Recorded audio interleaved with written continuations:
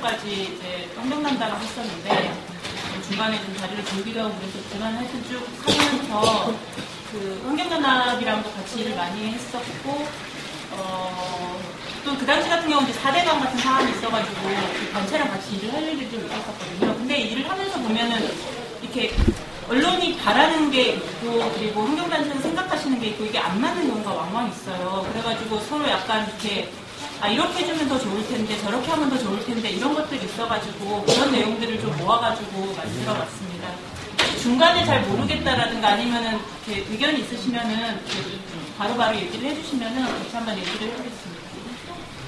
굉장히 저는 그냥 신입간사님들인가 보다 이렇게 생각을 하고 굉장히 이렇게 기본적인 것들부터 준비를 했거든요. 그래서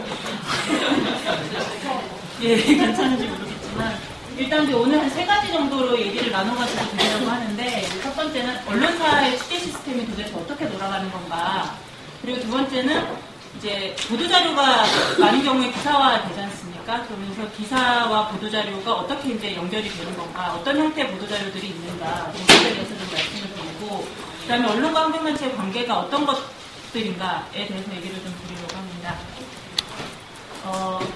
일단 언론사 취재 시스템인데 언론사라고 하면 되게 막연하게 많잖아요. 엄청나게 많고 제가 뭐 기자입니다 이러면 답해서 엄마 네이버에 기사 쓰세요? 이렇게 물어보는 사람들이 왕왕 있거든요.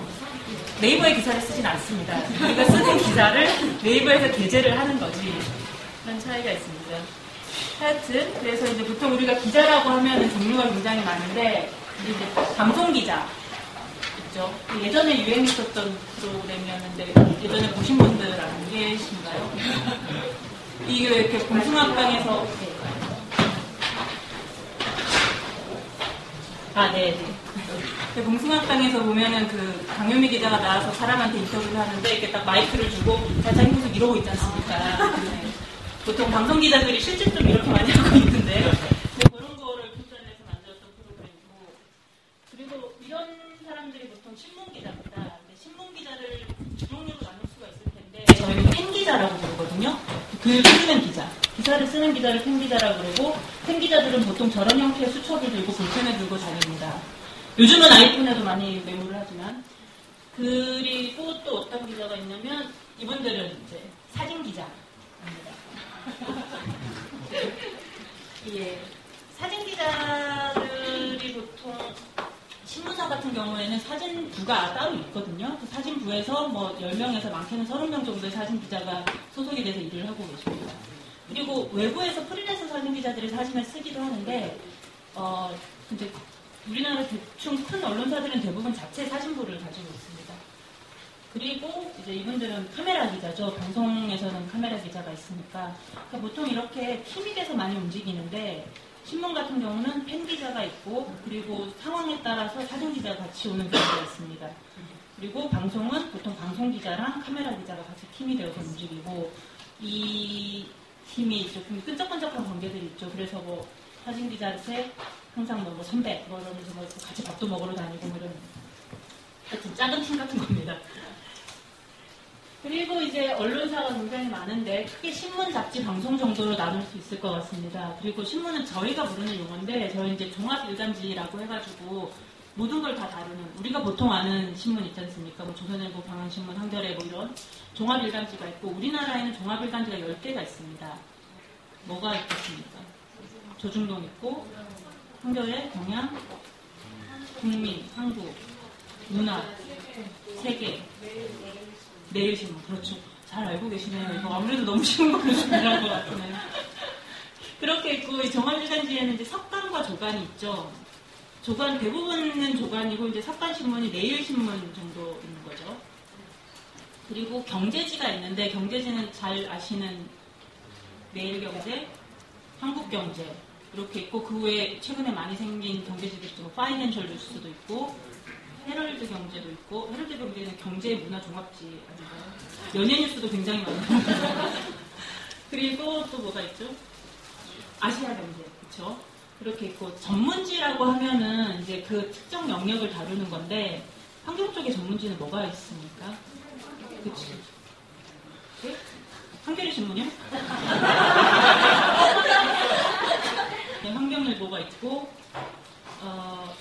저도 잘 모릅니다. 뭐 녹색 신문도 있고 녹색 경제신문도 있습니까? 그런 전문지들이 많이 있습니다. 근데 이제 보통 이제 기사가 파급 효과가 좀 있으면 좋으니까 종합일간지나 경제지들이 파급 효과가 전문지보다는 아무래도 좀 더 있죠. 그리고 잡지는 뭐 아시다시피 주간지와 월간지가 있고 여러분들이 주로 거래를 하시게 될 잡지들은 주로 이제 시사주간지가 될 텐데 시사주간지가 뭐가 있습니까? 시사인. 시사인이 이렇게 굉장히 중요한 위치를 차지했군요. 바로 먼저 나오는 게 시사인이군요. 시사인이 있고 뭐 주간경향, 한겨레 21, 그리고 주간동아, 주간조선 뭐 이런 것들도 있죠. 시사저널도 있죠. 시사인과 다른. 일요신문? 일요신문은 신문인데 주간으로 나오는 거고 주간지랑은 조금 다른 것 같은데 잘 모르겠습니다. 그리고 월간지는 의외로 그 환경기사가 여성지에 잘 입힙니다. AD 경향 이런데. 네, 뭐 에코맘의 생활 이런 거 있잖아요. 네, 그래서 그런데도 이제 그냥 미장원 가실 때 이럴 때도 한 번씩 보시고 평소에 관심을 가져주시는 것도 좋을 것 같고 방송은 이 방송사들과 그리고 종편이 있죠. 여기도 종편은 취재에 응하지 않는다 방침이신가요? 네. 됐습니다. 그리고 자 그럼 신문 저는 이제 신문 기자 지금은 아니지만 신문 기자였으니까 주로 신문을 중심으로 말씀을 드리겠습니다. 그래서 일단 신문이라는 게 어떤 구조를 가지고 있는가 이런 건 얘기를 해보면 이렇게 신문 저희가 이제 이해하는 방식입니다. 그래서 이런 말들을 기자들이 수없이 쓰거든요. 그건 감시에 써야지 뭐 이런다든가 아니면 그거는 박스밖에 안 돼 뭐 이런 얘기를 많이 하는데 그게 무슨 얘기인가 보면 여기 신문지가 있습니다. 그러면 이거를 저희가 본지라고 불러요. 네.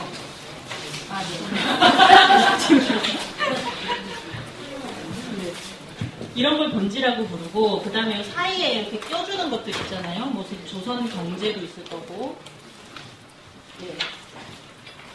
뭐 이런 거 맛있는 공부 교육 섹션 이런 거를 간지라고 부릅니다. 그리고 이제 보면은 이 간지라고도 하고 예를 섹션이라고도 하는데 환경기사는 대부분이 신문에 실리죠. 본지에 실리는데 간지도 무시를 하면 안 되는 게 간지에도 환경기사가 왕왕 나옵니다. 이를테면은 이제 이거는 내려주셔도 됩니다. 간지들 중에 보면은 그 주말 섹션 같은 거 있잖아요. 뭐 이렇게 뭐 어디를 가보자 이런 데 보면은 뭐 테마가 갯벌이 나온다든가 여행 테마 중에 인기가 있으니까 아니면은 뭐 북한산 둘레길을 가보자 이런 게 나온다든가 이런 게 있기 때문에 간지가 있습니다. 그다음에 여기 다시 오셔서요. 신문이 이렇게 있으면 신문은 이제 다양한 면이 있어요. 맨 앞에부터 한 4, 5면 정도까지를 저희가 보통 종합면이라고 부릅니다. 신문 구성은 거의 어느 신문이나 거의 다 비슷합니다. 그래서 머리에 이거를 머리띠라고 하는데 머리띠에 종합이라고 적혀 있습니다. 그래서 이 종합면에는 그날의 제일 중요한 기사들이 실립니다. 그래서 이 종합면 기사가 한 5면 정도까지 정도 있고요. 그 다음에 종합면 다음에는 보통 여기 정치면이 나옵니다. 그래서 정치면 기사가 보통 한두 면 있는데 사실 정치면은 종합면과 짬뽕이 되는 경우가 굉장히 많습니다.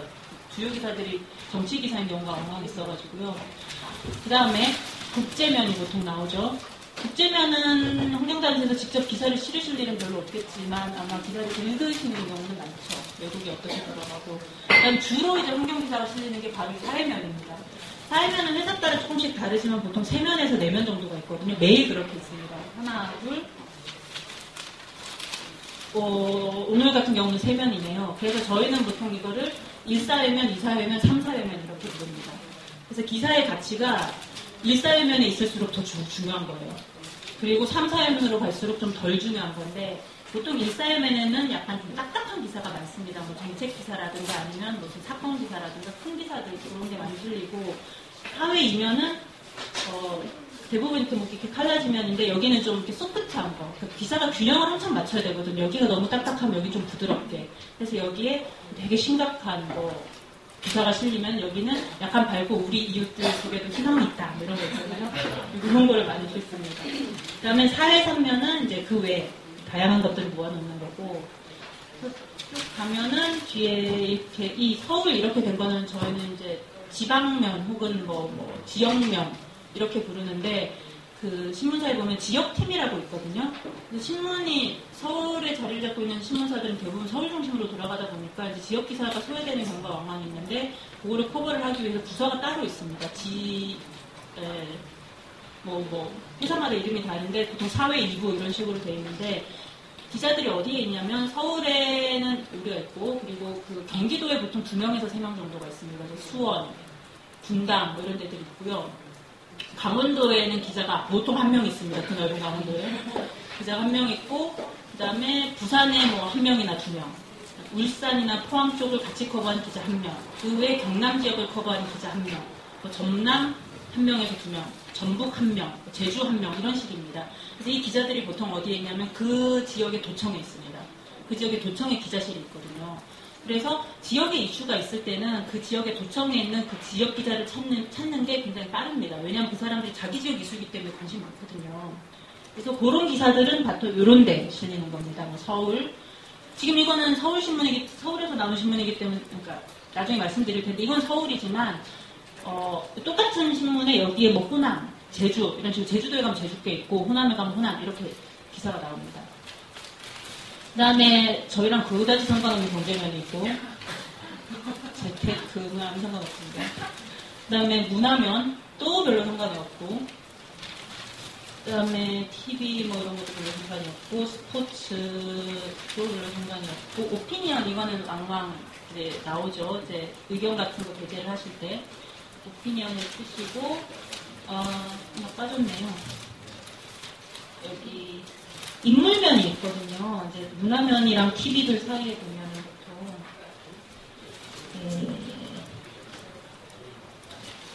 여기 있습니다. 똑바로 눌러주세요. 사람과 사람이라고 되어 있지 않습니까? 이게 이제 경향신문 같은 경우는 뭐 인물면, 사람면 이렇게 부르고 한겨레는 예를 들어 사람면이라고 부르더라고요. 그래서 이제 그날 재밌는 사람 기사, 인터뷰 기사 이런 게 많이 실립니다. 보면은 환경기사가 사회면이나 이런 데 많이 나오는데 이 면이 좀 활용이 덜 되고 있는 것 같아서 앞으로 좋은 그 인터뷰 기사거리를 발굴을 하셔가지고 많이 활용을 하시면 좋을 것 같아요. 예, 이제 접어주셔서 고맙습니다. 하여튼 뭐 이런 식의 이제 면들이 있는데 우리가 주로 공략을 해야 될 면이 사회면, 인물면, 오피니언면, 그리고 섹션 같은 거, 그리고 지역면 이런 거를 활용하시면 되고 죄송합니다. 다시 한번 그 기사를 보면은 저희가 이것도 역시 부르는 용어인데 톱, 사이드, 박스 이런 식으로 부릅니다. 이게 기사가 톱 기사. 여기서 톱 기사가 뭐겠습니까? 예? 좀 자신감 있게. 공공병원 그렇죠. 톱 기사는 보통 신문의 왼쪽입니다. 같은 면에서도 왼쪽의 기사 가치가 높습니다. 사람의 시선이 이렇게 가거든요. 그 왼쪽 위에 있는 게 톱 기사고 그 다음에 사이드 기사라고 하면은 톱 다음으로 중요한 기사잖아요. 이제 그거는 이명 같은 경우는 얘가 되겠죠. 북자극 우려 ICBM 발사 연기. 이게 되는 거고, 그다음 박스 기사라고 하면은 진짜로 박스가 쳐져 있는 경우가 많습니다. 이렇게 박스 안에 들어있는 기사. 박스 안에 들어있는 기사인데 이게 성향이 다릅니다. 기사 성격이. 이 톱 기사나 사이드 기사 같은 경우는 이런 애들은 대체로 이제 좀 이렇게 정책적이고 중요하고 뭐 이렇게 준엄하게 꾸짖는 것도 있고 고발하는 것도 있고 이런 것들이 많고 박스 기사는 좀 말랑말랑한 기사들입니다. 재밌고 뭐 그런 거. 그리고 이를테면 갯벌 같은 경우도 갯벌이 마구 무너지고 있다. 이런 기사는 이런 식의 스트레이트 기사라고 그러거든요. 스트레이트 기사에 나오지만 뭐 이렇게 우리 동네 어린이가 갯벌에 대해 가지고 뭐를 했다고 그럴까 250개의 갯벌을 전부 가보고 책을 냈어요. 뭐 이런 게 있으면은 이런 건 좀 말랑말랑 하잖아요. 이런 거는 박스 기사로 이렇게 만들어집니다. 그래서 기사거리가 있을 때 그거를 제보를 하실 때나 이럴 때 요거를 스트레이트로 어필을 하면 좋겠다. 혹은 박스로 어필을 하면 좋겠다. 그런 생각을 가지고 접근을 하시면 기자들이랑 얘기할 때 굉장히 말이 잘 통하실 겁니다. 그 다음에 또 뭐가 있냐면 이제 기사의 크기를 얘기를 할 때 저희가 1단, 2단, 3단 이런 말을 씁니다. 이 단이 뭐냐면 요겁니다. 요거.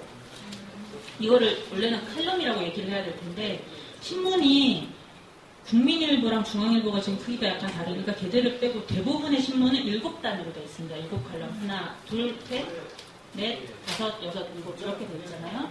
그래서 기사의 크기를 저희가 얘기할 때는 이것은 뭐 3단 기사다, 이것은 1단 기사다 이런 식으로 얘기를 하는데 그거는 이 기사가 이제 크기가 얼마나 됩니다. 겁니다. 이를테면 이 기사 같은 경우는 잘 보이세요? 자, 이 기사 같은 경우는 단 4개를 차지하고 있잖아요. 4단 기사입니다. 그런데 이 기사의 크기를 기사가 실제로 내용은 엄청 긴데 좀 이렇게 덜 중요한 기사일 수도 있잖아요. 그래서 기사의 크기를 볼 때는 기사가 실제로 차지하고 있는 면적보다는 제목의 크기가 중요합니다. 그래서 제목 기사는 이를테면 뭐라고 할까요? 환경부 장관이 엄중한 비리를 저질러가지고 뭐 이렇게 오염업체가 결탁을 해가지고 당장 내일 모레 잘리게 생겼는데 거기에 대한 내용이 우리가 아직까지 구체적인 내용은 별로 없고 사실만 확실히 있는 겁니다. 그러면 기사를 아무리 붙여가지고 써도 기사가 요만큼밖에 안 돼요. 근데 이 기사가 엄청나게 중요하잖아요. 그러면 기사는 요만하게 쓰더라도 제목은 이만하게 나는 겁니다. 그렇게 해가지고 이 기사가 굉장히 중요한 기사라는 걸 알려주는 겁니다. 자, 그래서 이 기사는 4단 기사지만 잠깐만요. 아까 보니까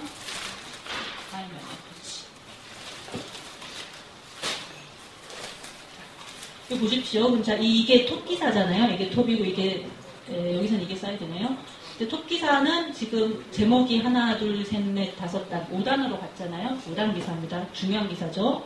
근데 이 밑에도 보면 이 기사도 기사가 4단을 차지하고 있어요. 하나, 둘, 셋, 넷. 그런데 이 기사는 제목이 3단밖에 안 갔습니다. 이건 덜 중요한, 얘만큼 중요하진 않은 기사인 것 같으면 그걸 어떻게 사진 기사로 만들어가지고 어필을 할 방법이 없을까.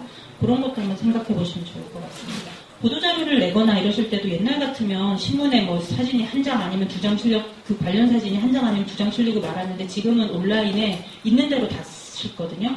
그래서 자료가 많으면 많을수록 온라인에 굉장히 어필을 할 수가 있는 겁니다. 대부분의 기사가 이제 종이신문에도 나오지만 온라인에도 나오잖아요. 그래서 그런 것도 이제 자료를 만드시거나 이럴 때 한번 생각을 해보시면 좋을 것 같습니다. 특히 온라인 기사에서 좋아하는 게 뭐냐면 동영상입니다. 동영상 콘텐츠가 굉장히 제한되어 있기 때문에 많지 않잖아요. 그래서 동영상이 있으면 그걸 활용하면 참 좋습니다. 자, 그 다음에 이제 신문 기사는 어떤가. 일단 신문사는 대부분 광화문과 신문로에 있죠. 그 광화문에 절로 가는 그 신문로가 저는 이제 신문사에 다녔으니까 저희 회사가 신문로 근처에 있어서 이게 신문이 많아가지고 신문이 많이 나와서 신문로가 그런 생각을 했는데 거기가 옛날에 무슨 문이 있었대요. 그래가지고 그 문이 새로 났다고 해가지고 신문로라고 그러더라고요. 그래서 거기에 세문안 교회도 있는 그쪽에 세문. 어쨌든 그것과는 관련 없이 우연의 일치로 신문사들은 신문로가 광화문에 많습니다. 그 신문사는 보통 여러 가지 부서가 있는데 회사니까 그 중에 이제 여러분이 주로 같이 일을 하시게 될 때가 편집국입니다. 편집국이 신문사에서 가장 큰 부서? 국이거든요. 그래서 거기서 이제 신문을 만드는 데가 편집국이죠. 그래서 보통 전체 인력의 절반 이상이 편집국입니다. 경향신문 같은 경우도 전체 인력 중에 이제 전체가 한 400~500명 되는데 거기서 200명에서 300명 가까운 인원이 편집국이거든요. 그런 식으로 편집국이 중심이고 편집국에는 굉장히 다양한 부서들이 있습니다. 뭐 정치부, 사회부, 여론독자부, 문화부 이런 식으로 돼 있고 기자들은 안타깝게도 회사에 들어가면은 계속 이 부서 저 부서들을 또 돌아다닙니다. 보통 1년 반에서 2년 정도 단위로 그렇게 해서 한 5~6년을 보내고 나면은 자기가 나는 이게 굉장히 적성에 맞다. 그럼 그 부서에 가가지고 그 부서에서 오랜 시간을 보내는 게 그냥 행복한 인생입니다. 근데 그렇지 않고 실제로는 회사의 필요에 따라서 나는 아무래도 문화부 기자가 적성에 맞는데 너 정치부 오래 했으니까 너 정치부 가. 그래가지고 평생을 정치부에서 보내는 선배들도 많습니다. 저 같은 경우는 이제 입사를 해가지고 사회부에도 좀 있었고 그다음에 문화부에도 좀 있었습니다. 문화부에 계속 있었으면 좋겠지만 회사에서 이제 다시 사회부로 보내면서 환경 담당을 하게 됐고 굉장히 저한테는 재밌고 보람찬 일이었거든요. 그래서 앞으로도 영원히 사회부 기자로 남아있고 싶었지만 아마 다른 것도 시키고 그러겠죠. 하여튼 그렇게 돼 있고 이제 여러분이 주로 만나실 기자들은 사회부의 환경부를 출입하는 기자였습니다. 환경 담당 기자 요새는 그렇게 많이 부르는데 보통 한 회사에 1명에서 2명 정도 있습니다. 그래서 그 사람들은 주로 어디냐면은 여기저기 있는데 그 사람들이 주로 담당하는 영역이 환경부 담당하는 영역이 환경부, 부처인 환경부, 그리고 환경부의 산하 기관들이 있습니다. 국립공원 관리공단, 뭐 이런 것들 있잖아요. 저기 뭐죠? 매립지공사, 별거 다 있습니다. 매립지공사도 있고 무슨 재활용 뭐 하는 데도 있고 하여튼 그런 환경부와 그 관련한 국가기관들이 있고 그리고 또 이 사람들이 담당하는 또 환노위 국회 환경노동위원회 그 환경 담당하는 의원들이 있지 않습니까? 그쪽에 관심 많은. 근데 실제로 의원님들보다는 이제 보좌관들을 많이 만나게 되죠. 보좌관들을 담당을 하고, 그리고 환경단체, 여기들도 쭉 커버를 하고, 또 요즘 추세는 환경 담당 기자들이 기상청도 같이 합니다. 그래가지고 기후변화가 심각하고 황사가 심각하기 때문에 기상청은 대방동에 있습니다. 그래서 기자랑 통화를 했는데 저 대방동인데요. 뭐 이러는 사람들이 왕왕 있을 겁니다. 기상청이 기자실이 좋습니다. 그래서 기상청에 많이 가 있고, 그다음에 국립공원관리공단은 마포에 있습니다. 공덕동에 있거든요. 거기 7층인가에 국립공원관리공단 기자실이 있습니다. 그래서 거기서도 많이 있고, 예. 환경단체는 뭐 특별히 기자실 이런 게 없으면 기자들이, 그 얘기를 먼저 말씀드려야 되는데, 기자들이 회사에 안 있습니다. 자기 신문사에 있으면 좋겠지만, 보통 자기들이 담당하고 있는 영역에 이제 출입처라고 그러거든요. 자기 출입처에 있는데, 출입처들 중에 기자실이 있는 출입처들이 있어요. 기자실이 없더라도 앉아서 일을 할 수 있는 그런 공용 공간이 있는 그 출입처들이 있어서 보통 그런 데들에 있는 겁니다. 그래서 환경부 출입은 이제 그런 데들에 있고, 지금은 환경부가 절로 갔으니까 아마 대부분 국립공원관리공단에 있을 겁니다. 거기가 시내에 있고 회사랑도 가깝고 그러니까요. 그리고 종로 담당 사건 기자가 있는데, 이게 무슨 말이냐면, 신문사 사회부에서 이제 가장 일하기 힘든 3D 조직이 그 분야가 뭐냐면 사건 기자입니다. 사건 기자는 그냥 아무거나 다 하는, 보통 젊은 기자들인데 아무거나 다 하는 애들입니다. 그래서 서울 전체를 저희가 8개 정도로 번역을 나눠놨어요. 그래서 한 명이 그 번역 하나씩을 맡고 있는 겁니다. 그래서 여기 같은 경우는 종로 번역안에 들어가거든요. 저희가 종로 담당이를 부르는데, 종로 번역안에 들어가기 때문에 종로 번역을 담당하는 기자가 여기서 만일에 문제가 생겼을 때, 이를테면 무슨 사건 같은 게 생겼을 때, 뭐 도둑이 드는 건 아닐 것 같고, 뭐가 있을까요? 옛날에 뭐 이렇게 이런저런 사건들이 있었을 때, 종로 담당 기자들이 많이 왔을 겁니다. 하여튼 그래서 그 사건을 담당하는 기자들이 있는데, 이 사건을 담당하는 기자들이 매일매일 사건이 있는 게 아니기 때문에 다른 기사들도 많이 써야 됩니다. 그래서 얘들이 찾고 있는 아이템을 막 언제나 찾고 있습니다. 하이에나처럼 뭘 기사 쓸 게 없을까 싶어가지고 돌아다니면서 찾고 있는데, 얘들한테 가끔씩 이렇게 재밌는 게 있으면 던져주시면은 얘들이 이제 자기가 직접 쓰기도 하고, 아니면 환경부 출입이랑 같이 상의를 해서 기사를 쓰기도 합니다. 이 친구들은 되게 젊어요. 입사한 지 보통 바로 입사한 사람부터 많아봐야 한 4, 5년? 그래서 20대 후반에서 30대 초반에 굉장히 이제 열의가 있고 정말 열심히 일해보려는 그런 친구들이 많습니다. 환경부 출입은 보통 입사한 지 7, 8년에서 많으면 20년 정도까지 되는 연세가 많으신 분들이 있는데, 이제 환경부 출입들은 이제 오래 했으니까 그렇게 막 발빠르게 돌아다니는 사람은 생각보다 많지 않고요. 보통 그렇지만 이제 또 오래 한 만큼 그 식견이 있거든요. 보는 시야라든가 이런 게 좀 있습니다. 그래서 환경부 출입들 중에 전문 기자가 꽤 있어요. 환경 전문 기자. 한겨레 조홍석 선배, 중앙일보의 강찬수 선배도 계시고, 국민일보의 이망 선배도 계시는데, 이 선배들은 출입 연수가 환경 담당한 지가 얼마나 되시냐면 한 10년 됩니다. 그래가지고 예전에 재작년인가 한 번은 이제 선배들이, 조홍석 선배가 지금 너무너무 바쁘다고, 우리가 92년 폐물 사건 이후 가장 바쁘다, 뭐 이렇게 얘기를 하시는데, 그 정도로 연륜들이 있으셔서 잘 아십니다. 그래서 친하게 지내시고 환경 전문 기자들이랑 이제 이게 기사거리가 되는지 안 되는지 잘 모르겠을 때가 있으실 거 아니에요. 그럴 때는 종로 담당 기자 얘들 잘 모릅니다. 애들한테 물어볼 수는 없고, 그 환경 전문 기자들 있잖아요. 그런 분들한테 뭐 이런 게 있는데 기사가 되나요? 어떻게 만들면 좋겠습니까? 그렇게 상의를 같이 하시거나 그렇게 활용을 하시면 좋습니다. 그리고 신문은 10판, 20판, 30판, 시내판, 이게 무슨 얘기냐면, 신문이 언제 나오냐면, 그런데 전날 밤에 신문이 한 번 나와요. 밤 10시쯤에 나오거든요. 신문이 나온 다음에 그거를 저희가 밤새도록 업데이트를 하는 겁니다. 그래서 밤새도록 업데이트를 보통 4번에서 5번 정도 하거든요. 그게 업데이트가 된 신문인지를 어떻게 아느냐면, 여기에 보면은, 여기에 조그만하게 40판이라고 적혀 있습니다. 여기 적혀 있거든요. 나중에 확인해 보시면. 경향신문 같은 경우는 이거를 10판, 20판, 30판, 40판이라고 부릅니다. 그래서 40판이라는 거는 어제 밤새 4번째로 업데이트한 신문이라는 겁니다. 그래서 10판 신문은 보통 저녁 6시 정도에 약간 이렇게 뭐랄까요, 이렇게 촛불 신문처럼 대충 만든 그래가지고 10판 신문이 6시쯤에 나오고 20판 신문이 10시쯤에 나옵니다.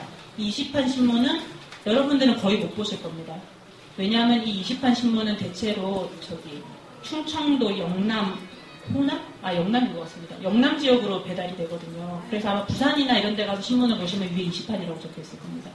그리고 30판 신문은 밤에 11시, 12시 정도 나오죠. 11시에서 12시 사이에 나오는데 걔는 이제 저쪽에 가까운데 수도권 뭐 이런데 충청도 이런데 가는 겁니다. 그리고 40판 신문이 서울에 배달되는 신문입니다. 이 신문은 밤에 12시 반 정도에 마감을 합니다. 그리고 그 이후에 밤에 별일 안 일어나지만 막 이렇게 깜짝 놀랄만한 일이 벌어지면은 우리가 한 번 더 만듭니다. 그건 이제 밤 12시 반부터 새벽 5시 사이에 아무 때나 만듭니다. 아무 때나 만드는 건데 이제 그건 굉장히 큰 사건들이죠. 이를테면 그런 게 나올 수 있는 게 전쟁이 났다거나 밤새 아니면은 다리가 무너져서 뭐 50명이 죽었다거나 서울에서 이 정도 사안이 돼야지 이제 45판을 만드는 거거든요. 그래서 대부분의 신문은 40판이고 기사를 넣을 수 있는 시간은 현실적으로는 밤 11시 정도까지입니다. 그러니까 낮에 기사를 보도자료를 냈는데 그게 아무래도 이거 좀 틀린 것 같고 아니면은 이거 좀 고쳐야 될 것 같고 이러면은 밤에 전화하시면 됩니다. 10시 전에 전화하시면 제일 좋고 늦어도 한 11시 정도까지는 연락을 주시면 그게 반영이 됩니다. 그리고 이제 신문기자들은 어떤 일과를 보내냐면 아까 말씀드린 대로 보통 신문사에 있지 않습니다. 아침에 각자 자기의 출입처로 출근을 합니다. 그래서 저 같은 경우도 주로 물론 우리 부장은 제가 환경부에 매일 가 있는 줄 알고 있었지만 실제로 이제 국립공원관리공단으로도 많이 가고 그리고 국립공원관리공단까지 가다가 너무 멀면 동네 커피숍에도 가고 이렇게 해서 어디에서든 하여간 아침 9시에서 9시 반 사이에 보고를 합니다. 이 시간이 굉장히 중요합니다. 보통 9시 반이거든요. 9시 반까지 보고를 하는데 보고가 뭐냐면 내가 오늘 기사를 뭘 쓰겠다고 보고를 하는 겁니다. 그래서 기자들한테 이상적인 거는 보도자료가 9시 이전에 들어와 있는 겁니다. 그러면은 이거를 딱 보통 기자들이 뭐 아침 일찍부터 일하지 않으니까 하여튼 한 9시 정도 돼서 이메일을 확인해 봤는데 보도자료가 쭉 있으면은 이제 그런 거 챙기고 그다음 자기가 원래 기사 쓰려고 했던 거 챙기고 이렇게 정리를 해가지고 아침에 보고 이렇게 해가지고 회사의 내부 그 전송 시스템을 이용해서 보고를 합니다. 그럼 보고가 어떻게 되어 있냐면 뭐 이렇게 환경 바로 열고 오늘 뭐 기사 주요 기사 쓸 거 한 2개, 3개 이렇게 하고 밑에 뭐 주요 일정 내가 오늘 어디 갈 거고 누구를 만나다 이런 건 안 쓰는데 어디 갈 거고 오늘 몇 시에 무슨 기자회견이 있다 이런 거 그런 거를 써가지고 보고를 하면은 이제 그 안에서 회의를 하죠. 사회부장이 데스크라고 그러는데 그 차장들이랑 같이 회의를 합니다. 해서 오늘 이제 기사가 다 하죠. 보고는 뭐 환경 담당도 하고 노동도 하고 뭐도 하고 이렇게 뭐 사건 기자도 하고 이렇게 보고가 아침에 한 30개 이렇게 올라오는 겁니다. 그걸 정리해가지고 오늘 사회부에서 쓸만한 주요 기사들은 뭐 이런 게 있고 최명혜가 오늘 이거를 쓰겠다고 했지만 얘기 안 되니까 우리 쓰지 말자. 뭐 이런 것도 해가지고 이렇게 이제 보고를 정리를 하고 그게 편집국장이랑 같이 하는 편집회의가 있습니다. 편집회의가 보통 회사가 10시 반 정도입니다. 10시에서 10시 반. 그 회의를 통해가지고 이게 뭔 기사를 쓸 건지가 결정되는 게 11시에서 11시 반 정도입니다. 그 사이에 오늘의 톱기사, 일면 톱기사는 뭐, 사회면 톱기사는 뭐 국제면 톱기사는 뭐 대충 톱기사들이 정해집니다. 그리고 이제 다른 기사들도 대충 정해져서 11시에서 11시 반 사이에 기자들한테 이제 이렇게 전화가 옵니다. 너 오늘 뭐 써라. 네가 보고하는 것 중에 이거를 쓰고 이거는 좀 더 취재를 해가지고 뭐 내일 쓰자. 다음 주에 쓰자. 뭐 이런 식으로 이제 지시를 합니다. 그렇게 하고 나서 점심 먹고 이제 오후 2시가 되면은 또 기자들이 또 보고를 합니다. 오전에 보니까 이런 게 더 있더라. 이런 게 더 생겼다. 아침에 내가 보고를 대충 했지만 사실 이건 중요한 거였다. 이런 거를 정리해가지고 보통 1시 반에서 2시 사이에 다시 보고를 합니다. 그러면은 이제 그 또 편집회의가 다시 또 열려요. 아침이랑 똑같이 편집회의가 2시에서 2시 반 사이에 또 열려가지고 다시 이제 정합니다. 그럼 3시나 3시 반쯤 되면은 다시 오늘 수정 1면 뭐 2면 뭐 이런 식으로 딱 정해지거든요. 그리고 기자들이 기사를 막 쓰기 시작하는데 써서 기사 마감 시간이 보통 4시 정도입니다. 그렇지만 많은 기자들이 좀 이렇게 게으름 부리다가 좀 더 늦게 쓰는 경우도 있고 상황에 따라서 더 늦게 쓰는 경우도 있지만 아무리 늦어도 5시 이전에 기사는 다 들어가야 됩니다. 그래서 그 전화를 하실 때 3시에서 5시 사이에 전화하시면은 정말 죄송합니다. 이게 전화를 네네 이렇게 차분하게 응대를 할 수가 없는 겁니다. 빨리 써가지고 넘겨야 되고 회사에서 계속 전화하고 너 왜 아직도 안 넘겼냐 이러면서 계속 전화하고 이래서 이 시간을 좀 피해 주시는 게 저희는 일하기가 되게 좋거든요. 어쨌든 그러고 예. 그리고 나서 이제 기사를 써서 보내고 나면은 6시 정도에 이제 초벌 신문이 나오고 그거를 보고 다시 회사에서 전화가 와서 네가 아무래도 이거 좀 더 고쳐서 써야겠다. 그럼 또 다시 고쳐서 쓰고 그런 식으로 해서 실제로 대체로 일과는 9시에서 10시 사이에 조용히 정리가 됩니다. 그리고 일요일에 기자들이 아마 전화를 왕왕할 겁니다. 일하신 그 간사님들 중에 일요일에 기자가 전화해서 짜증나는 적 많으시죠? 예. 그게 왜 그러냐면 신문이 월요일에 나와서 그렇습니다. 그래서 기자들은 일요일에 일을 하거든요. 토요일이 이것도 휴무고 그래가지고 굉장히 좀 기자들이 이기적이지만 자기들 마음대로 토요일에 전화하면 신경질 내고 일요일에 마구 전화하고 이러는 상황인데 예, 좀 안타깝지만 그렇습니다. 그래서 일요일도 공략을 해볼 만한 게 일요일은 대한민국의 대부분이 쉬고 있기 때문에 기사 쓸 게 별로 없습니다. 근데 어쨌든 간에 월요일에 신문은 만들어야 되고 그렇기 때문에 월요일자 신문에 나올 수 있도록 자료를 만들어가지고 기자랑 미리 좀 상의도 하시고 합의를 하셔가지고 일요일날 이렇게 보내면은 이게 기사화되는 확률이 높죠. 왜냐면 경쟁 기사가 별로 없기 때문에. 그리고 일요일에 전화하는 나쁜 기자들을 좀 양해를 해주시면 감사하겠습니다. 예, 이게 같은 얘기입니다. 월요일 기사거리가 필요해서 일요일에 전화를 하는 거고. 그리고 웬만하면 토요일자는 기사가 나와도 별로 효과가 없습니다. 사람들이 안 보거든요. 그래서 중요한 자료 같은 거를 내실 때 금요일날 발표를 하시면 안 됩니다. 그러면 토요일날은 일단 신문이 얇아져요. 사회면이 월요일은 4면이지만 금토일자는 2면밖에 없거든요. 그러니까 그게 들어갈 수 있는 자리가 없어요. 그래서 중요한 거는 금요일에는 안 하시는 게 좋습니다. 그래서 예전에 그 언론사 뭐 수사하고 이런 거 할 때 홍석현 회장이 항상 기자회견을 금요일 오후에 했다는 아니까 중앙일보 홍석현 회장이 금요일에 하면은 다음날 기사가 잘 안 나온다는 걸 아니까 그렇게 했었다고 하더라고요. 이제 이렇게 되고 그다음에 이제 기사는 그러면 어떤 것들이 저희가 이제 중요하고 좋은 기사라고 생각을 하느냐? 뭐 교과서적인 얘기지만 기사는 시의성이 있어야 되고 정보성도 있어야 되고 그리고 재미도 있어야 됩니다. 이 세 가지를 다 갖추면 좋겠지만 많은 기사가 뭐 그러기는 어렵고 적어도 이 중에 하나는 있어야 됩니다. 그래야지 기사가 되는 거 아니겠습니까? 그래서 한번 하나씩 보겠습니다. 자, 일단 뭐 환경기사를 한번 보겠습니다. 그럼 환경기사가 어떤 게 저희가 환경기사를 거리가 된다고 생각을 하느냐? 일단 환경 현안이 있지 않습니까? 뭐 4대강이라든가 지금 같은 경우는 뭐 핵발전소 문제라든가 그런 현안 기사가 제일 중요합니다. 이게 제일 잘 관심사, 국민들의 관심사니까 그런 게 큰 기사가 되고 그러니까 이게 시의성이 마찬가지 이게 시의성 항목인 건데 시의성이 없는 기사는 좀 어렵죠. 이를테면 지금 내일 갑자기 새만금이 죽어간다 이거를 보도자료를 낸다고 생각을 하면 굉장히 갑자기 당혹스럽잖아요. 새만금이 죽어가는 건 우리가 알고 있는 거긴 한데 이건 중요한 문제기는 하지만 이거는 시의성이 없잖아요. 지금 우리가 이 새만금 얘기를 갑자기 써야 될 이유가 없는. 그래가지고 별로 이제 기사가 아마 안 될 겁니다. 그렇지만 내일이 습지의 날입니다. 그런데 오늘 새만금이 죽어간다. 내일은 습지의 날이다. 우리는 계속 새만금을 죽이고 있다. 이렇게 하면은 한 번 더 이제 그치 지금 내일 습지의 날이지. 그러면서 기사가 다시 한 번 이제 검토가 되는 거고요. 그리고 기후변화, 뭐 잘 아시는 기후변화 기사는 이제 뭐 여러 가지 형태로 생산이 되지만 그런 것도 꽤 많이 나옵니다. 뭐 이렇게 생활 속에서 녹색인으로 살기 이런 거.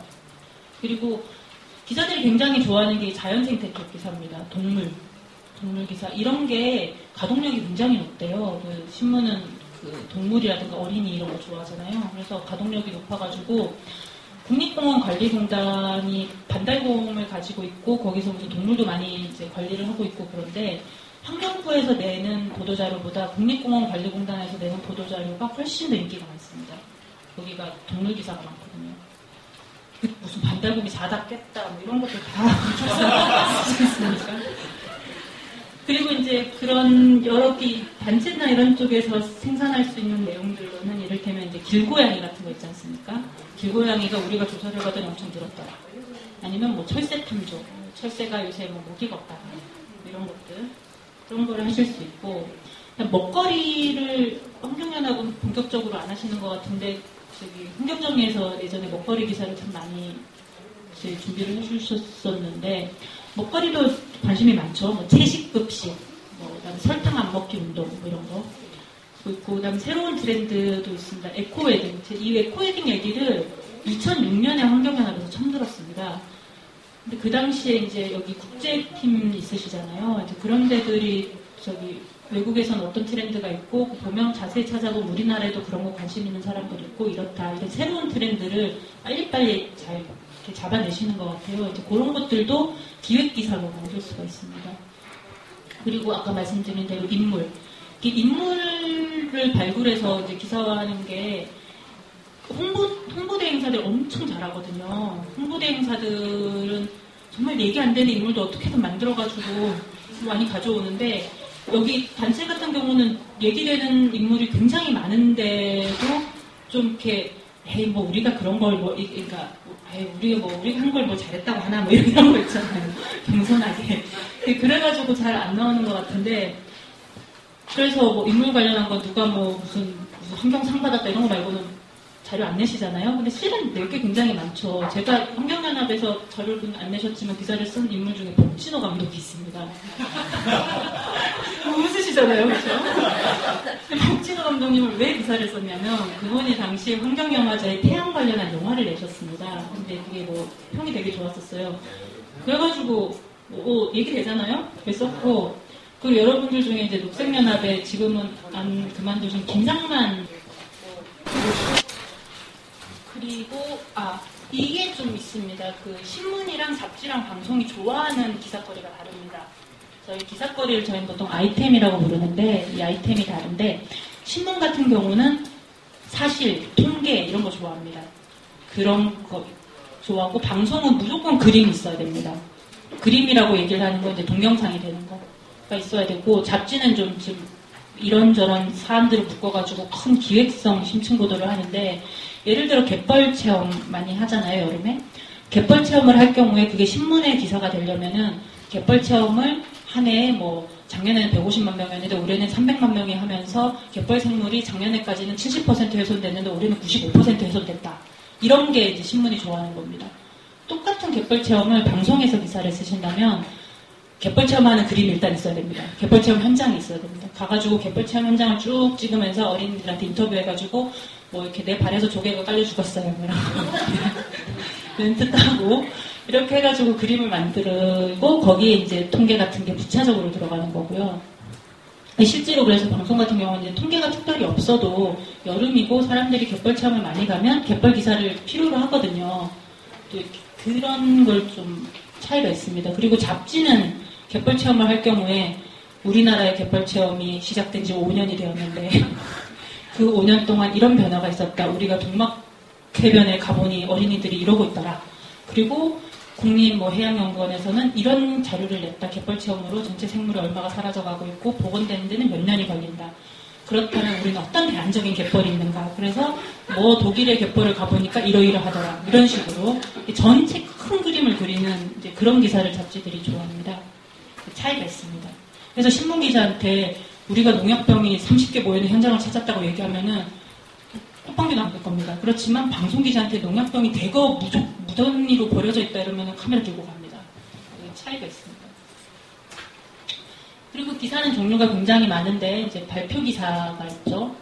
기자회견이나 뭐 보도자료나 이런 걸 가지고 나라에서 뭐 발표하거나 이런 거를 하고 그다음 인터뷰 기사를 하고 하시겠고 그다음에 현장에 가가지고 쓰는 르포 기사가 있고 그다음 기획이 있습니다. 기획은 아마 이 앞에 말한 모든 거를 다 종합해가지고 하나의 이제 이슈를 새로 좀 이렇게 만들고 이런 것들이죠. 그래서 몇 가지 케이스를 제가 가져와 봤는데 제가 쓴 겁니다. 예전에 쓴 건데 이거는 일종의 발표 기사인 건데 그 국토부가 4대강 홍보 동영상을 만들었는데 이게 보니까 뭐 저 연어죽보 이런 거 우리나라 거 아니고 외국 거 동영상 짜집게 해가지고 만들었다 이런 건데 이거는 이제 어디가 기반하고 있냐면 여기서 낸 보도자료죠. 여기서 운어빅제 국민행동에서 당시에 계시던 이철재 국장님 이런 친일 공로할 일이 있더라고요. 갑자기 전화를 하셔가지고 이렇게 자료를 이제 만드셔가지고 좀 이렇게 환경부도 좀 더 취재하고 이렇게 해가지고 기사를 쓴 겁니다. 이런 게 이제 발표 기사인 거고요. 이 보도자료는 나중에 자세히 좀 말씀드리겠습니다. 인터뷰 기사입니다. 이 인터뷰 기사는 누구냐면 이 타바오테이라고 투발루 부총리인데 투발루는 가라앉고 있는 나라니까 이제 기사가 된다고 생각을 했고 이 사람 인터뷰를 어떻게 했냐면 이게 환경재단에서 초청을 한 사람이었습니다. 무슨 행사가 있어가지고 그래서 이 행사 전에 만나가지고 따로 인터뷰를 한 거였습니다. 그리고 이건 이제 르뽀 기사인데 이거는 한탄강 거기 이제 댐이 건설되면서 지역 주민들이 수몰이 될 위기에 처해서 다 이제 집을 버리고 이사를 가셔야 되는데 그게 뭐 이렇게 맘대로 되는 것도 아니고 이게 과연 이 댐 건설의 정당성이 있느냐 이런 걸 놓고 르뽀 기사를 쓴 건데 이거를 제가 아마 한수경 원장님이랑 같이 갔을 겁니다. 이철재 국장님이랑 한탄강 가신다고 그래가지고 같이 가가지고 취재를 좀 해서 기사를 썼습니다. 이게 기사가 사실 한탄강댐 얘기 같은 경우는 옛날부터 많이 나와서 별로 기사가 안 되는 거였는데 왜 이걸 기사가 잘 나왔냐면 이때 크리스마스 전이었거든요. 크리스마스 직전인데 우리의 소외된 이웃들 뭐 이런 거 있잖아요. 그런 기사를 회사에서 찾고 있었습니다. 그래가지고 마침 이게 있어가지고 아마 그런 상황이 없었더라면 기사가 계속 밀렸겠죠. 이번 주에 나온다고 그랬다, 다음 주에 나온다 했다, 그 다음 주에 나온다 했다. 그랬을 텐데 하여튼 이렇게 기사를 쓴 적이 있고 근데 이거는 기획기사입니다. 근데 제 갯벌 기사를 쓴 건데 이거는 환경연합이랑 같이 간 겁니다. 그 갯벌 강화도 쪽에 관련된 데들을 쭉 가고 그 당시에 환경연합에서 하셨던 강화갯벌센터도 가고 그래서 가보니까 이제 이런 현장이 있습니다. 이건 기획기사이기 때문에 현장이 좀 나오고 그 다음에 국립수산과학원이 조사를 해본 결과 문제가 많더라 이런 게 나오고 이게 왜 문제가 많은가 이런 게 나오면서 한편 그 강화갯벌센터가 하고 있는 이런 새로운 형태의 대안적인 갯벌 체험이 있다. 전체를 좀 아우르는 그런 기획기사고 이 기사를 통해 가지고 우리가 현재 하고 있는 채집 중심의 갯벌은 좀 문제가 있다. 갯벌 체험 좀 문제가 있다. 좀 다른 형태의 갯벌 체험이 필요하다. 그런 거를 쓰고 싶었던 기사입니다. 이런 게 이제 기획기사죠. 그래서 보도자료랑 기사에 대해서 이게 이제 파트 2입니다. 보도자료가 어떻게 기사가 되는가. 근데 이게 제가 계속 말하면서도 스스로도 작가하게 되는 게 저희 이제 기사를 쓰는 기자 입장에서 말씀을 드리다 보니까 저희는 이렇게 해주시는 게 좋아요. 저희는 저렇게 해주시는 게 좋아요. 계속 그렇게 말씀을 드려서 좀 죄송한데 그냥 그렇게 해달라는 게 아니라 그렇다고 이해를 해주시면 좋을 것 같다는 차원 정도로 보도자료를 보통 많이 만드시는데 보도자료의 목적이 여러 가지가 있겠지만 그 중에 큰 목적이 기사화되는 거라고 생각을 해도 되겠습니까? 예, 보도자료가 기사화되는 거를 목표로 한다고 했을 때 이야기 드린 건데요. 일단 아까 말씀드린 대로 그런 과정을 거쳐서 뉴스 가치를 고려를 해가지고 어떤 것을 기사를 쓸까 그렇게 아이템, 기사거리를 아이템이라고 부릅니다. 아이템이 선정이 됩니다. 그러면은 이제 이 아이템과 관련해가지고 뭐 취재를 하는데 기자들이 취재를 하는 형태가 이런 여러 가지 형태들이 있죠. 그리고 여기서부터가 이제 기사를 쓰는 건데 이 취재를 한 내용은 언제나 재구성됩니다. 그 내용을 바꾼다는 게 아니라 그러니까 이게 제가 예전에 그 단체에서 회원활동가들 인터뷰하시고 이런 거 가끔 소식지에 나오잖아요. 그거를 한번 이렇게 어떻게 쓰시는 게 더 좋은가 인터뷰 기사 작성 요령 뭐 이런 걸 한번 여기서 했었던 적이 있는데 이게 뭐가 있냐면 인터뷰라든가 취재는 내가 듣고 이해한 내용을 내가 듣고 이해한 순서대로 쓰는 게 아니거든요. 그거를 다 이렇게 내가 취재한 내용들을 다 이렇게 그 분해를 해가지고 그것이 하나의 내러티브를 가질 수 있도록 재구성을 해야 됩니다. 그래서 인터뷰도 마찬가지입니다. 그래서 제가 선생님 인터뷰를 해가지고 뭐 이렇게 A, B, C, D에 대해서 순서대로 얘기를 했는데 실제로 기사는 이제 D, E, A, B 뭐 이런 식으로 나오지 않습니까? 그게 이제 얘기가 되도록 재구성을 하는 거거든요. 근데 나중에 가끔 보면 인터뷰를 하신 분들이 항의를 하세요. 내가 A, B, C, D로 말했는데 너 왜 D, E, C, B로 적었냐 뭐 이런 식으로. 근데 그거는 저희가 내러티브를 만들어가지고 재구성을 하는 과정이 있기 때문에 그렇습니다. 그러고 이제 기사를 작성을 하고 나면은 아까 말씀드린 대로 한 4시에서 5시 사이에 기사를 이제 전송 시스템을 통해서 보내면은 안에서 차장들이 기사를 데스킹을 봅니다. 데스킹이 뭐냐면 기사를 고치는 겁니다. 그러니까 좀 부드럽게 이해가 되도록. 이렇게 고치는데 그렇게 데스킹을 끝낸 기사를 이제 출고를 한다고 말을 합니다. 출고를 하는 거는 이제 신문에 이렇게 신문에 바로 인쇄를 할 수 있도록 쫙 보내는 겁니다. 그리고 다음에 신문이 나오는 거죠. 이 기사 작성 데스킹 기사 출고는 밤새도록 무한반복되는 이 시스템입니다. 그래서 기사 신문지가 나왔는데 야 이거 다시 써라 그럼 다시 쓰고 디스크 다시 보고 기사 쓰고 다시 하고 야 또 다시 써라 이렇게 해가지고 이렇게 무한반복됩니다. 그러니까 이 사이에 수정할 내용이 있으시면 수정하시면 됩니다. 제 보도자료를 제 임의로 그냥 유형을 한 4가지 정도로 나눠봤습니다. 그래서 보도자료가 보통 새로운 내용, 단체에서 조사를 하셨거나 새로 발견을 하셨거나 이런 새로운 내용을 발표하는 자료가 있고 그 다음에 무슨 사안이 있을 때 논평이나 성명을 발표하시는 경우가 있고 그 다음에 이런 기자회견이 있다고 취재 요청을 하시는 게 있습니다. 그리고 이 외에 이제 이 모든 걸 종합한 좀 기획성 보도자료 작업이 있는데 하나씩 보도록 하겠습니다. 그래서 여기 환경연합 보도자료를 몇 개 좀 가져왔거든요. 같이 보면서 이거 있는 거네요. 일단 새로운 내용을 발표하는 거를 한번 보겠습니다. 앉아서 해야 되겠네요.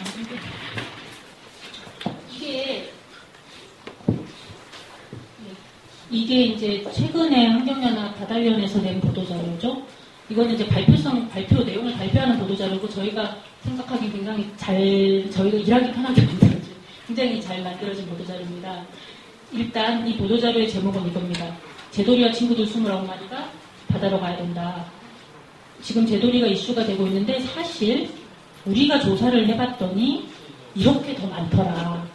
그래서 이런 새로운 내용을 알려주는 겁니다. 새로운 내용이 있더라. 그래서 조사를 했더니 이렇더라. 그러고 이제 이런 내용에 대해서 쭉쭉쭉 행사가 있고 문의는 이분에게 하셔라. 이렇게 있습니다. 이거 가끔 보도자료 만들고 연락처를 그냥 사무실 전화번호 이렇게 써주시는 경우가 있는데 핸드폰에 써주시는 게 고맙거든요. 핸드폰에 써주셔야지 이분이 여기에 대해서 되게 책임을 가지고 있고 밤 10시든 12시든 새벽 1시든 나는 이 내용에 대해서 책임을 다하겠다. 이런 식으로 이해가 돼요. 그래서 실제로 전화 끊으셔도 되지만 어쨌든 쓰실 때는 전화번호는 이렇게 핸드폰으로 가급적 써주시는 게 받는 사람 입장에서 이 사람 되게 성의가 있구나 이렇게 느껴지거든요. 그래서 이 보도자료는 어떻게 기사가 되었느냐 이렇죠. 아까 나온 대로 이렇게 파악하는 바로는 29마리의 돌고래가 사육되고 있더라. 그래서 이런 식으로 구체적으로 그 표에 나온 거 해가지고 기사를 쓴 거죠. 이런 거는 이제 내용이 분명하죠. 보도자료가 무엇을 얘기하고자 하는가 좋은 보도자료라고 생각을 합니다. 그리고 절대 녹색연합 가서 얘기하시면 안 되지만 녹색연합 자료를 하나 가져왔는데 녹색연합 자료가 어디 있죠? 1-2 네, 여기 있네요. 자, 이건 녹색연합에서 낸 보도자료인데 이거 되게 진짜 열심히 일하신 겁니다. 전국 걷는 길 실태를 조사하셔가지고 이렇게 보도자료를 내셔서 책자 하나가 같이 왔습니다. 보도자료랑. 근데 이걸 조사를 해보니까 각 부처별 중복 지정 후 자료 예산 낭비가 심하고 어쩌고저쩌고 심하다. 운영 방안이 마련이 심각하다. 이렇게 보도자료를 냈었거든요. 그러나 기사는 어떻게 나오냐면 이제 이렇게 나옵니다. 2007년 걷기 열풍을 본 이후로 전국에 만든 둘레길이 500곳이 넘습니다. 왜냐하면 기자들이 봤을 때는 아까 그 보도자료에서 이거 아니고 네, 가장 인상적인 내용이 이거거든요. 길이 500개나 넘는다. 그러니까 녹색연합에서 얘기하고 싶으셨던 거는 이 길이 진짜 너무 난립을 해서 문제가 있다 이렇게 한 발 더 나가신 건데 기자들 되게 잘 몰라요. 아무것도 몰라요. 그래가지고 자기들이 봤을 때는 길이 500개가 넘는다는 것 자체가 되게 충격적이었던 겁니다. 다들 아시는 분들 500개 넘는데 어쨌거나 근데 일반 국민들도 길이 500개 넘는 거 다 아는 것 같아서 모릅니다. 하여튼 그래서 이 보도자료의 전체 이제 얘기하고 싶으셨던 거는 이게 되게 문제가 많다였지만 여기 한 줄 들어있는 길은 500개가 넘는다. 이것이 기사가 되어서 나오는 겁니다. 그래서 이 보도자료를 쓰고 제목을 만드실 때 이게 사람들이 뭘 가장 임팩트 있는 거 있잖아요. 이게 보통 사람이 잘 모르겠는 거 그런 것들 이렇게 제목에 내세워가지고 자료를 만드시는 게 좋다고 이제 생각을 합니다. 그래서 아까 말씀드린 게 가장 흥미 있는 내용을 앞세우고 아까 연락 핸드폰 그다음에 그래픽거리 같은 게 있으면 좋습니다. 그리고 신문이 아까 말씀드린 것처럼 무거운 기사, 가벼운 기사를 섞는 것처럼 그래픽이 한 면에 하나씩 들어가기를 원하거든요. 근데 그래픽이 들어가려면 이제 통계 같은 거, 표 같은 거 이런 게 있으면 좋잖아요. 그래서 그런 것들을 만들어서 같이 실으시면은 이게 또 역시 보도될 확률이 훨씬 높아지죠. 그래서 엉엉하는 얘기, 별 내용은 안 되지만 그래픽이 있기 때문에 써야 됩니다. 이런 얘기 하거든요. 그리고 이제 성명서를 한번 보겠습니다. 성명서도 제가 몇 개를 가져왔는데 이것은 이제 녹색연합이 잘한 거. 녹색연합에서 낸 성명서인데 이날 이게 1월 초 겁니다. 3월 초에 장하나 의원실에서 사육공 관리를 위한 특별법안을 발의를 했습니다. 그리고 이 법안이 발의되자마자 기다렸다는 듯이 녹색연합에서 성명서를 냈습니다. 사육공 발의를 위한 특별법안을 환영한다. 그래가지고 녹색연합이 보니까 이 법안은 무슨 내용이고 우리는 여기에 대해서 이런 입장이 있다. 환영한다. 입장은 분명합니다. 이건 잘했다. 환영한다. 이러면서 이거는 정부가 책임을 져야 된다. 이런 내용들을 쭉 쓰셨습니다. 핸드폰. 그리고 저희 입장에서 되게 고마웠던 게 여기에 첨부 파일로 이 법안이 무슨 내용인지 첨부 파일을 같이 넣어주셨습니다. 어떻게 기자들이 법안이 어디 있는지 못 찾는 걸 잘 아시고 이렇게 넣어주셔가지고 굉장히 유용하게 쓸 수 있었습니다. 그러면 이게 보면 어떻게 기사가 됐냐면 그렇죠. 이거를 같이 나란히 놓고 보면 좋겠지만 이 내일신문의 이 사익폼 이건 이제 이날 사안이었으니까 기사가 나왔는데 장하나 의원실에서 어떻게 했다. 그러면서 맨 밑에 보면은 녹색연합은 유교 성명서를 내고 환영한다고 밝혔다. 그래서 이거 문장 있죠. 공수입을 장려한 것도 정부의 판단, 농가를 지탄할 게 아니라 정부가 책임지고 문제를 풀어라. 이게 바로 녹색연합이 여기서 말한 겁니다. 공수입을 한 것도 어쩌고 정부의 판단. 사육공 정책은 정부의 정책 실패다. 정부가 책임지고 물어야 한다. 이 내용이 바로 이렇게 기사화가 되는 겁니다. 성명서는 저희가 성명서를 볼 때 찾는 거는 여기서 무슨 문장을 뽑아가지고 기사에 쓸까 하거든요. 그래서 이게 입장이 분명한 문장이 있으면 그걸 뽑아서 보통 성명서에도 어느 사안이 있을 때 나오잖아요. 그날 큰 사안이 있어서 정부는 이렇게 했는데 단체들은 뭐라고 얘기를 했다. 이러면서 이 단체는 입장. 그러니까 이렇게 좀 분명한 입장이 있으면 좋습니다. 한편 좀 아쉬웠던 성명서가 그렇죠. 예, 환경연합에서 만든 환경부 장관 인선에 대한 환경운동연합 논평인데 환경연합은 그 내정자가 역할을 잘해줄 것이라고 기대한다. 장관 내정자 환경부는 해결해야 될 과제가 많다. 그런데 이게 사실 환경부 장관을 누구를 이제 인선을 했는데 기자들이 환경단체에 바라는 건 이 장관이 이런 문제가 있어가지고 문제가 좀 있다. 이런 좀 비판적인 시선이잖아요, 보통. 그럼 비판적인 시선을 기대를 하는데 논평이 환영하고 기대한다. 잘해줄 것으로 기대한다. 이러면 이건 기사에 쓰기가 되게 애매한 거예요. 그럼 이런 장관을 누가 뽑혔다. 환경단체들은 큰 기대를 걸고 있다라고 말하잖아요. 이상하잖아요. 그래가지고 이 논평은 기사가 안 됐습니다. 찾아봤는데 안 나옵니다. 근데 이해는 돼요. 왜냐하면 윤석열 장관이 환경단체 입장에서 봤을 때 괜찮은 장관이 될 가능성이 좀 있거든요. 그래가지고 입장이 이러신 건 이해가 되지만 어쨌거나 그리고 논평을 낼 수밖에 없죠. 안 낼 수도 없잖아요. 환경단체가. 그런 건 이해가 되지만 어쨌든 이렇다는 거죠. 한편 역시나 같은 환경연합에서 낸 4대 아니면 여기 여기 있네요. 아니네. 잠시만요. 여기 있다. 자, 이거는 환경연합에서 낸 차관 임명에 대한 논평입니다. 부적절하다. 진정성을 의심케 한다. 정연만 차관 내정자는 입장을 분명히 밝혀라. 굉장히 아주 이야기 명료한 이런 논평을 내셨는데 이런 논평은 이제 기사에 잘 나오죠. 이거는 딴 기사 쓰면서 4대강 방배 공론화 시발점이 되나 어쩌나 시민단체들 움직임 어쩌고저쩌고 이런 뭐 쭉쭉 설명하는 기사를 쓰면서 맨 마지막에 환경운동연합은 이 정영만 차관이 문제 있다고 뭐 비판하고 있다 이러면서 입장을 분명히 밝혀라 라고 환경부를 압박했다. 이거 아까 저기 논평에 나온 내용이잖아요. 그렇죠? 입장을 분명히 밝혀라. 그러니까 이런 식으로 이제 명확한 입장을 가지고 성명서나 논평을 써주시는 게 이제 좋죠. 아무러면 성명서나 논평이 그냥 홈페이지에 게시만 대로 영원히 사라지는 경우가 있습니다. 자, 그 다음에 그래서 뭐 분명한 입장이나 인용할 만한 문장, 그리고 사안이 있으면 빠른 시간에 해주시는 게 좋습니다. 논평을, 오늘 일어난 일에 대해서 모레 논평을 내시면은 그거는 이제 기록의 의미는 있지만 기사화되기는 좀 어렵죠. 자, 그 다음 취재 요청서 형태 그것도 좀 있잖아요. 근데 이 기자회견 같은 경우는 저희가 이런 거 보통 이제 사진거리인 경우가 많은데 이게 무슨 얘기냐면 봅시다.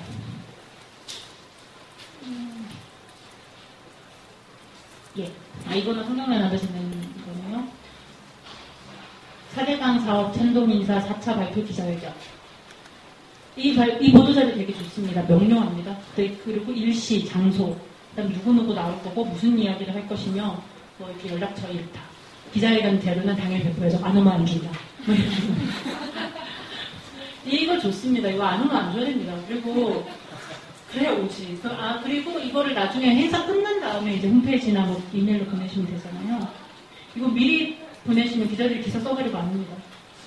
그래서 이런 게 있다. 이 위원회는 어떤 거다. 이렇게 뭐 취재 요청서를 받았을 때 제가 보고를 어떻게 할 것인가. 보십시오. 그럼 저는 아마 이렇게 보고를 했을 겁니다. 오늘 뭐 위에 뭐 보고할 것도 있고 사진거리, 환경연합, 어쩌고. 오전 11시, 프란체스코가 어디. 그 다음에 이 백설표 있죠. 이건 2009년부터 해온 사업이다. 그 4대강 사업의 찬동인사를 네 번째로 오늘 발표하는 거다. 따라서 우리가 이거를 오늘 크게 기사를 쓸 거는 아니지만 기록을 해둘 의미가 있다. 이런 뉘앙스를 전달을 하는 겁니다. 그래서 저는 이 자료를 오늘 사진기사로 처리가 되었으면 좋겠다라는 의사를 전달을 한 거거든요. 제가 이렇게 보고를 하면은 사진부에서 이걸 가져가십니다. 가져가서 자기들도 이제 일정에 따라서 올 수 있으면 와가지고 취재를 하시는 거죠. 그래서 이게 어떻게 기사가 나왔냐면 이런 식으로 여기 아는 분이 계시네요. 많은 친구. 이렇게 잘 모르는 매체긴 한데 여튼 여기서 이렇게 사진기사로 나오지 않습니까? 뭔가는 발표하고 있다. 그러니까 이 사안 자체가 이거는 따로 기사로 쓸 만한 사안은 아니었던 것 같아요. 뭐 처음 하는 것도 아니고 처음 하는 거면 썼겠죠. 그러니까 그럴 땐 사진기사로 하고 이 오전 11시 기자회견 시간으로 최고입니다. 오전 11시가 너무너무 좋습니다. 이게 아침에 보고하고 기자회견장으로 이동하는 시간이 필요하잖아요. 그래서 이동을 해가지고 오전 11시에 기자회견하면 한 뭐 40, 50분, 11시 40분 되면 끝나고 그럼 돌아와가지고 오후 보고를 할 때 오전에 기자회견 가보니까 이런 내용들이 추가가 됐더라. 그런 거 보고도 할 수 있고 되게 좋고 진짜 싫은 기자회견 시간이 오후 4시 뭐 이런 거 못 갑니다. 그거는 현실적으로 못 갑니다. 그리고 하여튼 환경연합은 언제나 기자회견 오전 11시에 하시더라고요. 언제나 감사하게 생각하고 있습니다. 자, 그 다음에 마지막으로 이제 기획성 보도자료에 대해서 한번 얘기를 해보겠습니다.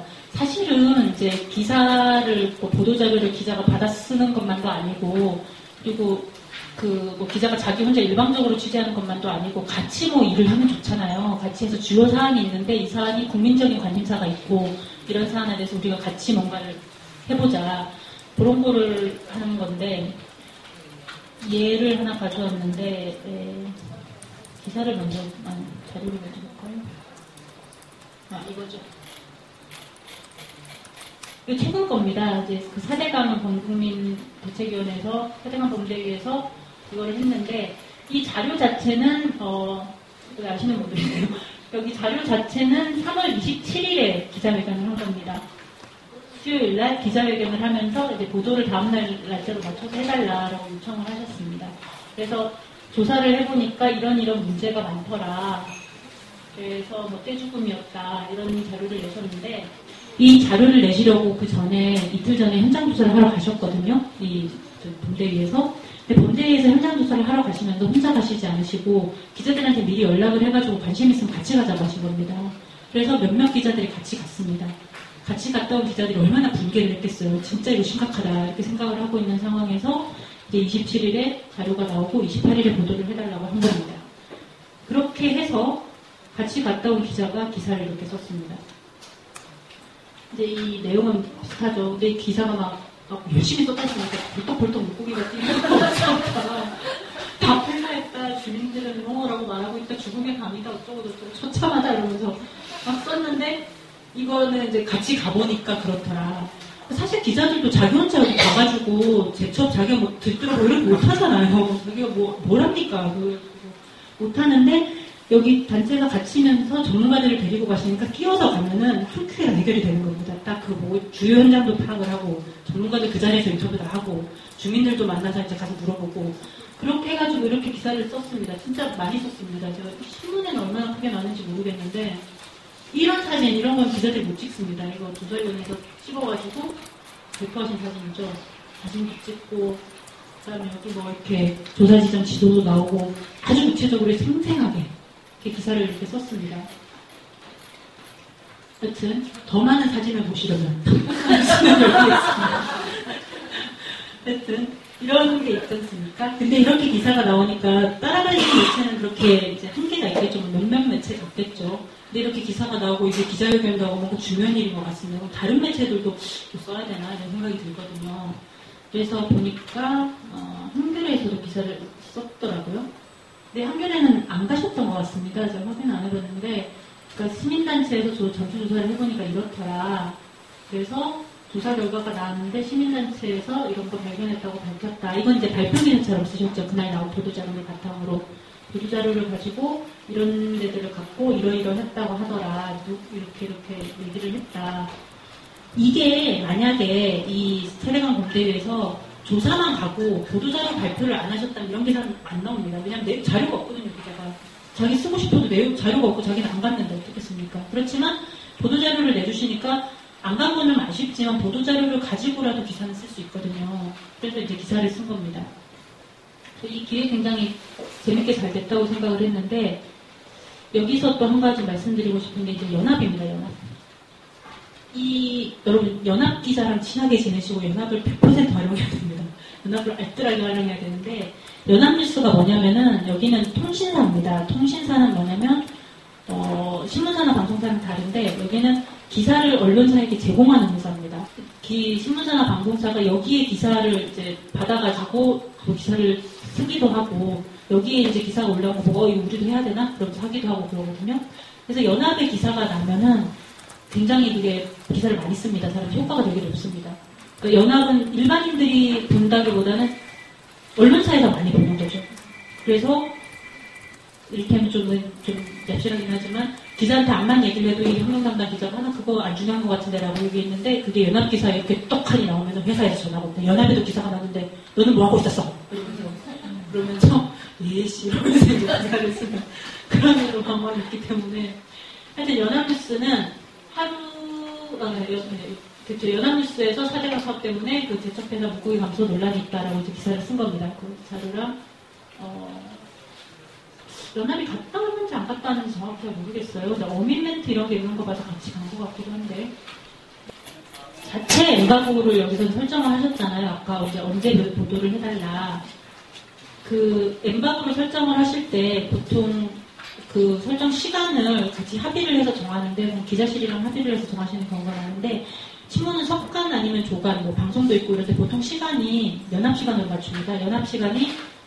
연합이 석간용으로 기사를 띄우는 시간이 오전 6시입니다. 그래가지고 엠바고가 보통 그 기사들이 그러니까 엠바고 시간이 오전 6시 아니면 오후 2시인 경우가 많습니다. 연합이 오전 6시에 기사를 한번 크게 띄우고 오후 2시에 기사를 한번 크게 띄우거든요. 그래서 거기 맞춰가지고 연합이 쓰는 걸 우리가 기준으로 삼아가지고 이제 기사를 그때부터 다 같이 쓰자. 참 엠바고가 뭔지는 아시는 분이 많으시죠? 엠바고는 그 보도를 특정 시점에 맞춰가지고 같이 하는 거. 좀 예전에 노무현 정부에서는 담고 한다고 막 우리 담합한다고 막 그랬었는데 하여튼 그런 식으로 이제 같은 기사를 한 번에 이렇게 같이 쓰는 거죠. 이게 왜 중요하냐면 예를테면 아까 조사를 같이 갔잖아요. 같이 가가지고 그 기사 시점을 정해가지고 같이 쓰지 않으면 갔다 온 매체들 중에 인터넷 매체가 있을 거 아닙니까? 인터넷 매체는 그날 밤에 바로 씁니다. 뭐 언론의 속성 중에 남들이 크게 쓴 건 안 쓰는 게 있습니다. 그럼 더 이상 새롭지 않으니까. 그러면 10개 매체가 같이 갔는데 인터넷 매체 하나가 오늘 밤에 써버리면 나머지 9개 매체는 다음날 안 쓰는 경우도 왕왕 있습니다. 아니면 조금만 하게 쓴다든가. 그렇기 때문에 이제 그럴 경우에 엠바고를 정해가지고 다 같이 한꺼번에 크게 쓰자. 뭐 이런 거를 하는 거거든요. 엠바고가 반드시 이렇게 나쁘게 아닙니다. 그렇게 하고, 그다음에 이런 기획성 보도자료를 내실 때는 이제 사진이나 동영상을 많이 확보를 해주시면 좋고, 가끔 웹파드에 올려주시는 경우가 있던데, 그게 되게 감사하더라고요. 그러면 이제 들어가서 다운받아서 보면 되니까. 아무튼 대충 보도자료는 이렇고, 그래서 언론과 환경단체는 어떤가, 이제 그냥 제 생각을 좀 정리를 해봤습니다.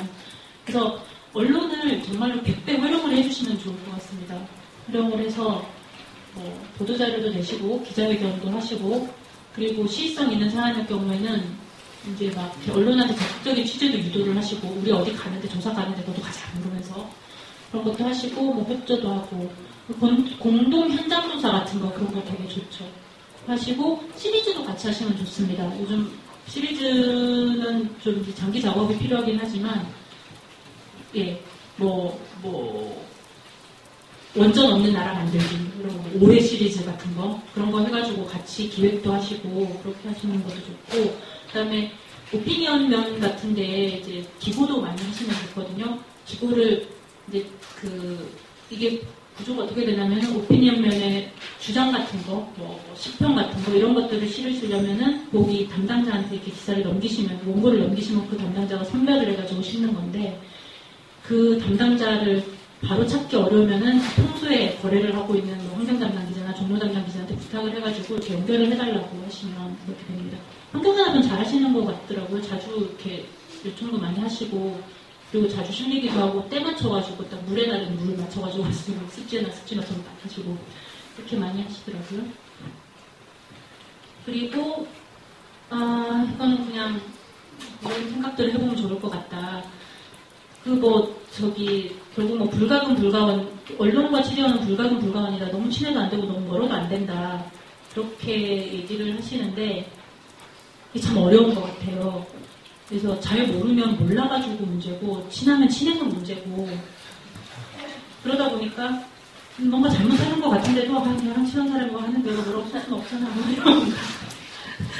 이런 생각이 들고, 그렇기 때문에 좀 문제인데, 한편으로 그런 걸 이용하실 수도 있고. 네. 그 환경단체가 물론 광대역을 커버하시잖아요. 5만 걸 다 커버를 하시지만 각자의 분야가 있고, 그 분야에서는 어느 정도의 전문성이 있고, 그 직접적인 전문성이 없다면 그 전문가들과의 네트워크가 있으실 거라고 기대를 합니다. 그렇게 해서 그 전문가들을 통해서 좋은 정보들을 전해주실 거라고 기대를 하고, 그리고 이제 우리 일반인들이나 기자들이 볼 수 없는 넓은 사고의 지평 같은 거 있지 않습니까? 이를테면 우리가 다 모피가 뭐가 문제인데라고 할 때 모피는 문제다 라고 얘기를 해주실 수 있는, 왜 모피가 문제냐면 이래서 문제다, 그런 것들, 좀 다른 시각, 그런 걸 기대를 하고 있고, 그리고 죄송하지만 다들 단체에 계시는 분들은 아주 헌신적으로 밤새 내 동생 이거 안 하면 안 된다, 이렇게 헌신적으로 일을 하실 거라고 기대를 하고 있습니다. 주말도 없고 밤도 없고, 이렇게 해서 이렇게 박봉이어도 의지를 가지고 내가 하고 싶은 일, 내가 중요한 일을 한다, 이런 걸 가지고 하신다고 기대를 하고 있습니다. 환경단체도 언론에 대해서 바라시는 게 많으실 텐데, 저희도 전문성 있기를 바라지만 실제로 놀라시잖아요. 이렇게 아는 게 없다는 얘기에서 놀라시지만, 언론은 아마 처음에 이제 언론과 가까이 접하시면 기자들이 너무 뭔가를 잘 모른다는 사실에 놀라실 겁니다. BOD, COD 이런 것도 잘 모르고 잘 모르거든요.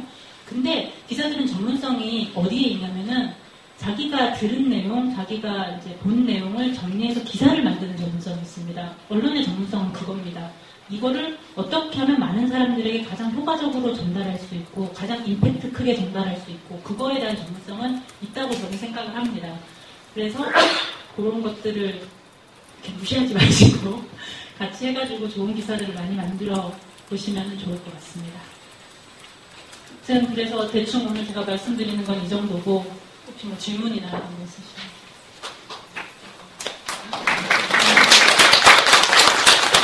내용보다는 제목을 먼저 보고 글을 읽는 경우가 많거든요. 그러니까 저희가 보도자료나 성명서 나가져가도 내용은 충분해도 그거의 제목을 딱 눈에 띄게 해야지 이제 기자님들도 보시고 보도 내는 거잖아요. 그래서 저는 기자님 그 타이틀을 내버리면 어려워가지고 이게 진짜 타이틀이 중요한데, 참 타이틀 기자들이 안 취재 기자들이 뽑지 않습니다. 회사 안에 편집 기자라고 있거든요. 그 타이틀을 전문적으로 뽑고 신문 이렇게 배치하고 이러시는 분들이 계시는데, 그러니까 전문 인력이 있습니다. 그만큼 중요합니다.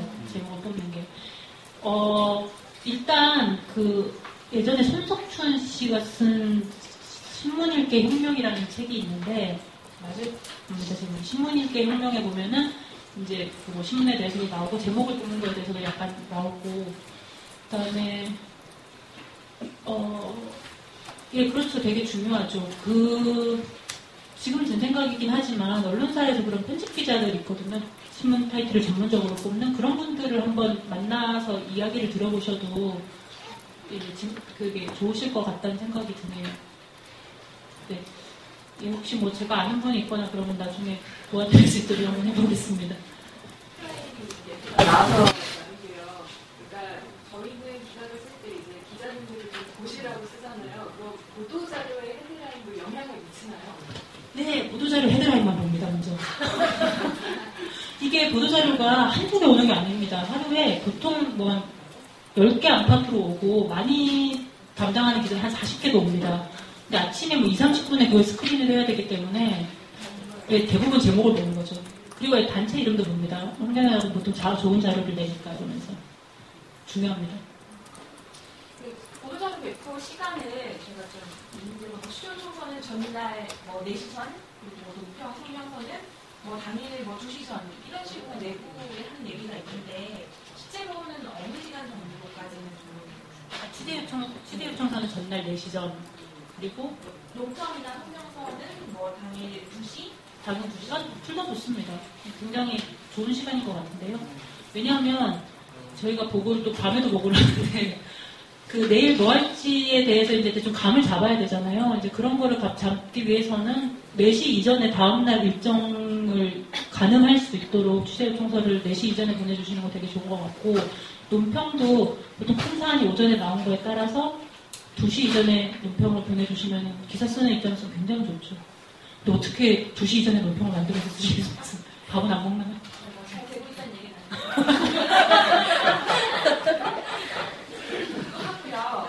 지면하고 온라인의 버전이 다를 수도 있나요? 네. 보통 다릅니다.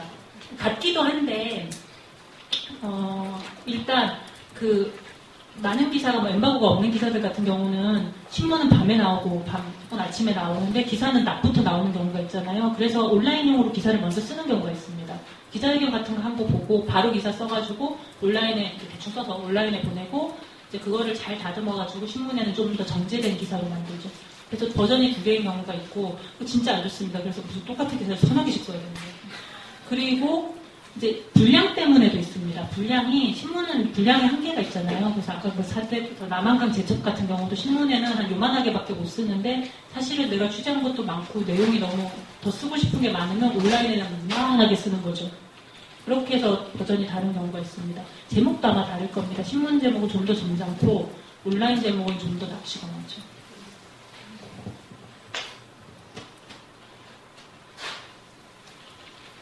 하여튼 질문 없으신 것 같은데 저는 지금 경향신문은 그만두고 영국에서 생태관광을 공부하고 있습니다. 제 박사과정이 있는데요. 제 광고를 여튼 그래서 환경단체랑 앞으로도 제 공부를 하고 돌아와서 굉장히 같이 많이 일을 할 수 있을 것 같고 할 일도 많다고 생각을 해가지고 좋은 관계로 계속 잘 지내고 싶습니다. 제 메일인데요. 혹시 궁금하시거나 아니면 연락처가 필요하시거나 하여튼 사안이 있으시거나 이럴 때 연락 주시면은 제가 할 수 있는 만큼은 성의껏 연락을 드리겠습니다. 예, 고맙습니다.